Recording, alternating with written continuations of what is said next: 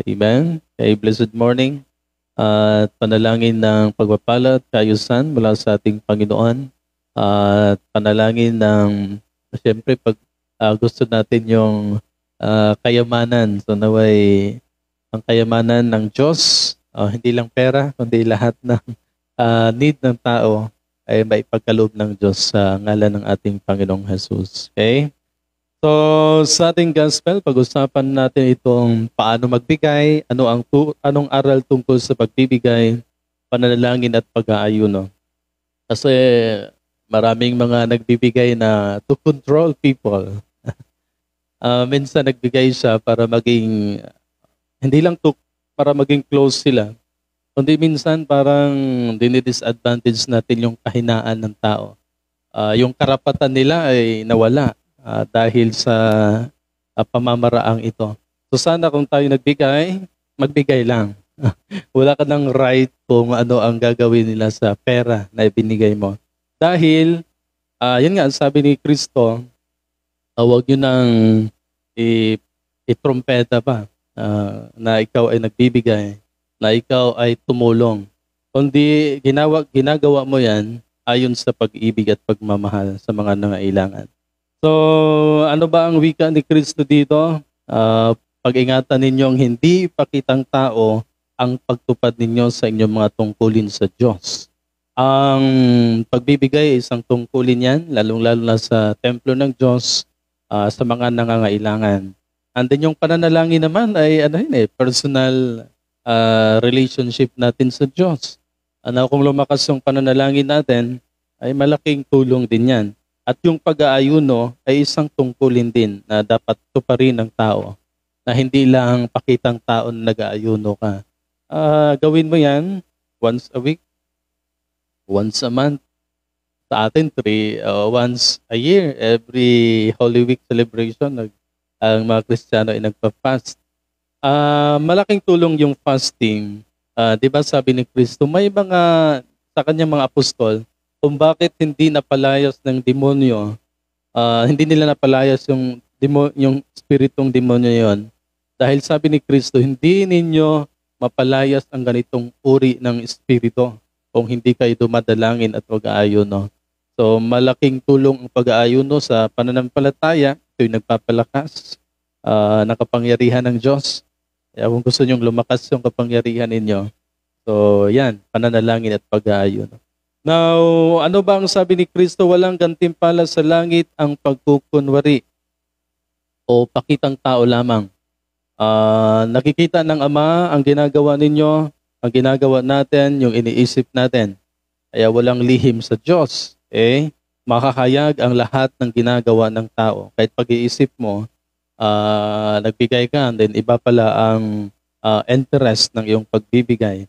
Then dumadalangin ka, pakitang tao lang pala yun. Parang requirement. Alam nyo, mahirap paninindigan. Kung nakita nyo isang tao na relihiyoso siya, alam mo, struggle din yan. Gaya ko nung una, ang hirap mag-morning worship.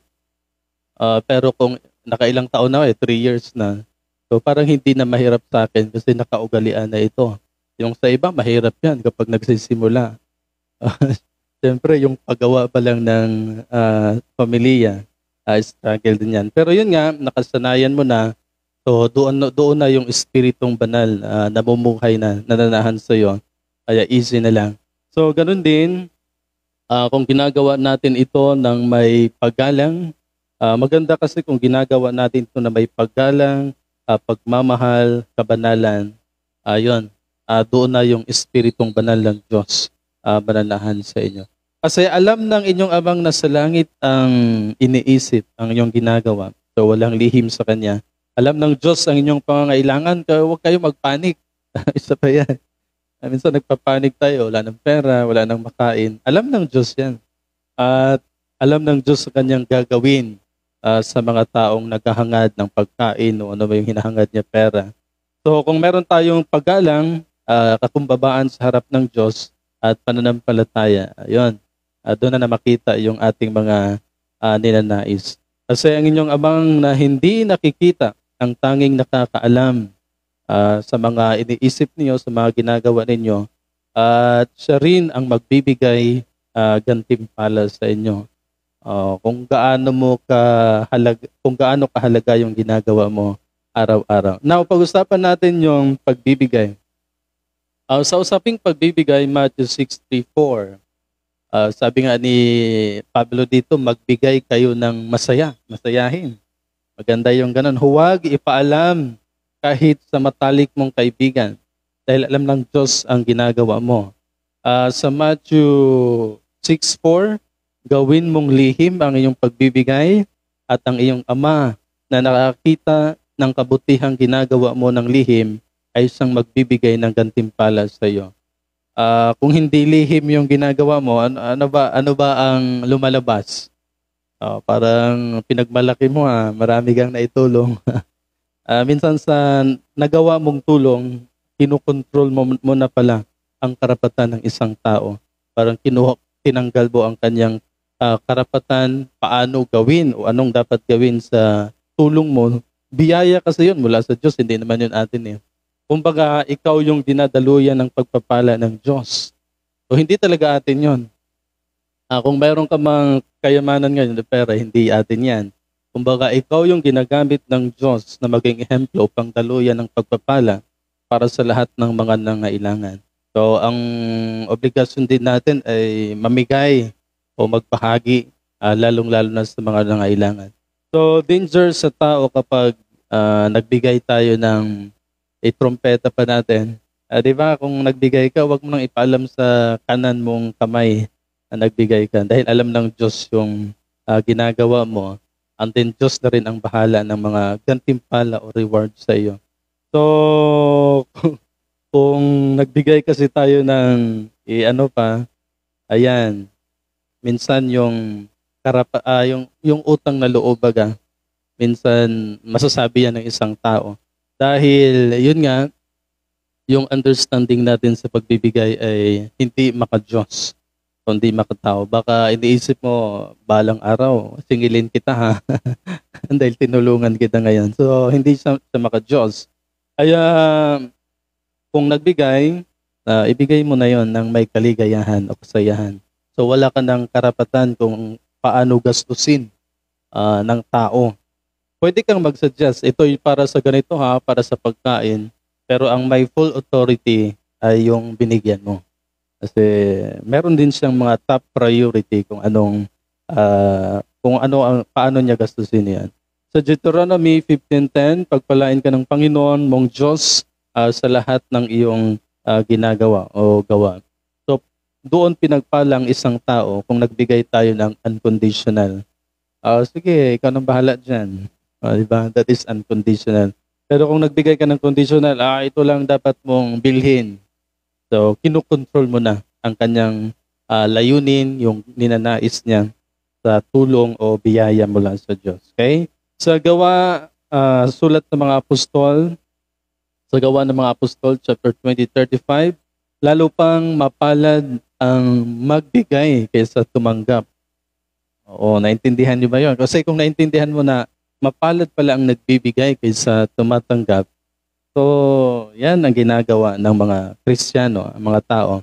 2 Corinthians 9:7, iniibig ng Diyos ang nagbigay ng masaya. Yan. Kung bakit sinabi ito ni Kristo, kasi nagustuhan ng Diyos kung tayo nagbibigay ng may kasayahan. So, magbigay tayo ng may kasayahan. Okay?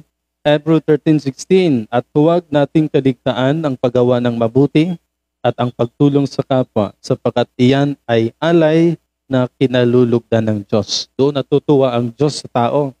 Di ba sabi kahapon, tunay bang nagmamahal sa Diyos ang isang tao na hindi niya kayang matulungan ang mga taong nangangailangan? So, hindi nalulugod ang Diyos niyan. Pero kung nakita ng Diyos na matulungin ka sa kapwa, yan, nakita ng Diyos na gumagawa ka ng mabuti sa kapwa, yan, dyan kinalulugdan ng Panginoon ang mga tao.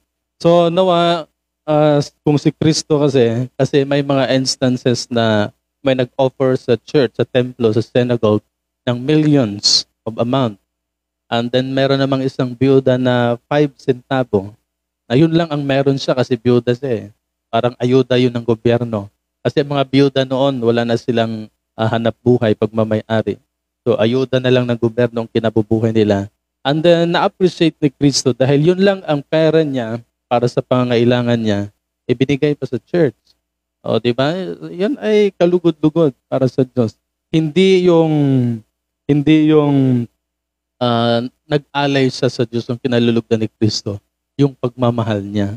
Di ba, imagine ha, yun na lang ang meron sa yun din ibinigay mo pa. Yun ay kalugod-lugod sa paningin ng Panginoon. Kumbaga, yun ay kaugalian ng mga bayani. Inialay nila lahat para sa bayan. So, ano naman ang sa usaping pananalangin? Dito, dapat paintindihan natin na magkaiba yung worship. Pero may relation sila. Magkaiba yung worship. Sa church kasi ang ginagawa natin is congregational worship. Dumadalangin din tayo, pangkalahatan, marami. Mayroon ding preaching of the Word of God. Pero yung sa gospel natin, yung pananalangin, tinutukoy ni Kristo. Paano ba manalangin? Yung tao pumunta sa church, pwede rin. Pero may specific na ibinigay si Jesus sa ating gospel. Paano manalangin? Una, pumunta ka sa kwarto mo, and then sarado mo yan, and then manalangin ka, kausapin mo ang iyong Panginoon ng lihim. At ang iyong amang nasa langit ay nakakaalam kung ano ang ginagawa. So, sa usaping pananalangin, simple lang ang iparating ni Kristo. Dapat kung ikaw ay dumanalangin between you and with your God, nakikinig ang Diyos sa totoong panalangin, nararamdaman natin ang presensya ng Diyos. Kung, di ba, gusto natin yung private eh. Kasi kung ang kagwalian mong pananalangin ay sa church, hindi mo maramdaman ang Diyos. Hindi ko ibig sabihin na walang Diyos dito Kasi magkaiba yung congregational prayer and worship. Dito kasi nakikinig tayo, nagpuri tayo sa Diyos, nagpapasalamat, naghahandog, nag-aalay. Yun ang congregational worship. Pero yung pananalangin, that is your personal relationship sa Diyos. For example, gabi-gabi, dumadalangin ka. Ikaw lang yun. Yun yung tinutukoy ni Kristo. Huwag doon sa labas, kasi yung mga Hudyo kasi doon sa templo ng Diyos, doon sa gilid ng templo, di ba sa Jerusalem, doon sa gilid ng langit. And then, gano'n sila. Payuko-yuko ba? Sabi ni Kristo, kung kayo dumadalangin, pwede kayong sa kwarto ninyo. Si Kristo sa Garden of Gethsemane, siya lang. Kasi yung kanyang mga apostol, andun, distansya. Gusto ni Jesus yung private na pag-uusap between you and your God. So maganda yan, kung kayo nag-uusap sa Diyos, kasi gusto ni Jesus na open sa isa't isa. Kung kayo dumadalangin, sabihin mo lahat. Yung ikaw lang at siya para hindi ka mahiya. Kasi kung marami kayo dito sa church, yung iba nga, nahihiyang pumasok sa church eh. So, may binanggit siya sa bahay ninyo. Sa Isaiah 65:24, ang dalangin nila kahit di pa tapos, ay, di ba ito yung patutuon ni Isaiah eh. Ang dalangin nila kahit hindi pa tapos ay aking diringgin at ibibigay ko ang kanilang hinihiling. Effective pala yung personal prayer. Kung sa church, pagpupuri dito singing, di ba ang singing is a way of worship. Yan ay sa Psalm 150 na awitan ninyo si Yahweh, purihin, yung mga tugtog ng flauta, di ba? Ginamit nila yon dati para purihin ang Diyos. Ayun ay church worship. Pero yung pananalangin, personal mo yung devotion sa Diyos. At diringgin ng Panginoon kung ginagawa mo yan lagi. Sa gospel natin, mga kapatid, Matthew 6:6, pumasok ka sa iyong silid at isara mo ang pinto. Saka ka manalangin sa iyong amang hindi mo nakikita. Okay? At kung titingnan natin, sa pananalangin ay pwede mong gawin either sa church, sa bahay, o sa mga private area kung meron kayong garden. of Gethsemane, doon dumadalangin din si Kristo, pwede niyong gawin yon. At isa yan sa mga paraan para maramdaman mo yung presensya ng Diyos. Yan. Kung naramdaman yung presensya ng Diyos, ibig sabihin, effective yung ginagawa mong pananalangin. At yun nga, ang dapat maunawaan natin. Magkaiba yung congregational worship sa church, magkaiba din yung personal devotion. Pwedeng gawin mo sa church na mag-isa or sa bahay o mga private area. So, maintindihan natin kasi nag-required kasi yan ng kumbaga harmonious na oras o araw o panahon na ikaw at ang Diyos ang nag-uusap. So, walang walang disturbance. Kung sa kwarto mo, maminto ka doon, o sa church na mag-isa ka lang, pwede yon mga kapatid. At sa pag-aayuno, ang pag-aayuno ay isang uri din ng pananalangin at mahalaga rin ito sa buhay at pananampalataya dahil ito'y nagpapalakas sa ating espiritualidad, physical and spiritual na pananaw. Okay? Dahil pumapaloob dito ang mga pagsisisi, yan. Kaya mahalaga yung pag-aayuno. Pinapalakas natin yung kalooban natin. Pumapaloob dito ang pagsisisi, pagbalik-tanaw sa mga nangyayari sa buhay. And then naghahangad tayo ng kabanalan, kalakasan, kapangyarihang spiritual upang mas lalo pang lumakas ang relasyon natin sa Diyos at sa kapwa. Kaya kung bakit required din yung pag-aayuno sa tao dahil ito'y isang uri ng pananalangin at pagbalik-tanaw sa buhay. Di ba naalala mo kung ano yung failure mo, kung ano yung kasalanan mo, and then gusto mong ayusin. So, yun ay pamamaraan ng pag-aayuno. Kung sila'y nag-aayuno, hindi sila kumakain. Yung iba nga, mga ilang araw, 3 araw. Yung iba naman ay Saturday. Okay? Isang araw para sa Diyos. Ni kumakain, ni umiinom, ay hindi nila ginagawa yan. Para maramdaman nila yung spiritualidad na sa Diyos. Di ba sabi ni Kristo, hindi lang nabubuhay ang tao sa tinapay lamang, kundi sa salita ng Diyos. Okay? Kundi sa salita na namumutawi sa bibig ng Panginoon. Okay? So, yun ay paraan, isang tungkulin, isang gawain. Yun nga ang sabi ni Kristo dito, bilang pagtupad nito, ay dapat andun yung pagpapahalaga, hindi yung pakitang tao lamang. Dahil walang kandimpala dyan. So, kaya kung tayo nagbibigay, okay, magbigay. Walang mga kondisyones.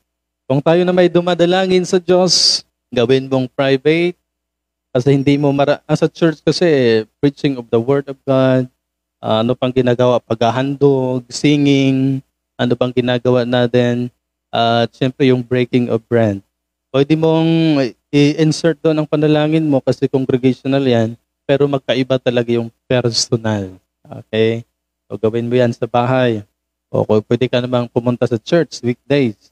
Ang pag-aayuno ay isang mahalagang gawain din yan para mapalakas yung spiritualidad natin. Isang tungkulin natin sa Diyos. Huwag nating kalimutan yan. Itong mga bagay na ito ay tungkulin ng tao sa Diyos kasi kautusan ito. Kung ikaw ay di ba, kung mahal mo ang Diyos, gospel kahapon, magagawa mo talaga ito. Kasi hindi naman pwedeng mahal mo ang Diyos and then hindi mo nagawa itong 3, pagbibigay, pananalangin, pag-aayuno. Magkaiba yung nagmimisa ka. That is presiding of the Mass. Magkaiba din yung pananalangin mo sa Diyos. Hindi porket pare ka na nagawa mo na ito, ay nagmimisa naman ko lagi. Magkaiba yun. Kasi magkaiba din yung pananalangin mong personal sa Diyos.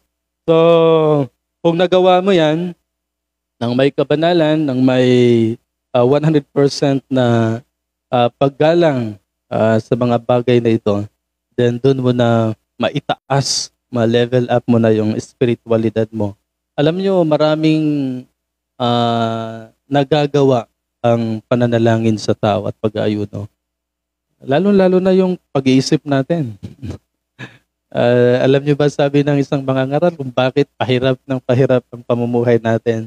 Dahil pabago-bago ang pag-iisip natin. Kung bakit pabago-bago ang pag-iisip natin dahil walang magandang direksyon ang pag-iisip natin. At sa pamamagitan ng Diyos, ng banal na Espiritu, ang pag-iisip natin ay magabayan. So you are guided by the Holy Spirit of God. So yan, kapag nagawa mo ito, pagbibigay na maka-Diyos, then pananalangin at pag-ayuno, doon tumataas yung espiritualidad ng tao. Kaya hindi lang proteksyon ang kayang ibigay ng Diyos sa iyo, kundi yung mga kaisipan na maka-Diyos. Yung pananaw na maka-Diyos. Di ba? Desisyon na maka-Diyos. Ano pa yung gusto nating maka-Diyos? So, ibig sabihin, meron ka ng gabay mo lang sa Diyos. Kaya nakikita mo ang best option, mga dapat gawin, mga dapat ayusin, mga dapat i-implement kung sa organization o personal man. Ay lang, paalala ni Jesus mga kapatid, ang pagpapala ay pangako ng Diyos sa mga gumagawa nito. Kung nagawa natin ito, assured ka na. Lahat.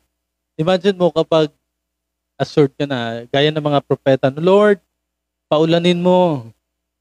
O maulan. Si Elias, Lord, pahintuin mo ng ulan. Hinto din. Nung sinabi ni Elias na, Lord, kasi may gustong dumakip sa kanya paulanan mo ng apoy yung mga taong yan. Yun, pinaulanan ng Diyos. Imagine, kung ganun nakalakas yung pananampalataya natin. Kung ano man ang kahilingan mo sa Diyos, binibigay ng Panginoon. Kailangan paalala ni Jesus dito, dapat ginagawa natin itong may paggalang. Ginagawa natin itong may kabanalan at hindi pakitang tao lamang. So yan ay isa sa mga babala ni Kristo tungkol sa aral ng pagbibigay, pananalangin at pag-ayuno. So kung gusto mong lumakas ang kapangyarihan mula sa Diyos, pananalangin at pag-ayuno ang ginagawa. Kung gusto mong patuloy na pagpapala, pagbibigay naman ang proseso. Kung ikaw ay pinagpala, ibig sabihin, mapagbigay. Okay? So yun, isa yan sa mga dapat maramdaman din ng tao para tuloy-tuloy ang biyaya o buhos ng pagpapala mula sa Diyos. Amen. In the name of the Father, the Son, and of the Holy Spirit.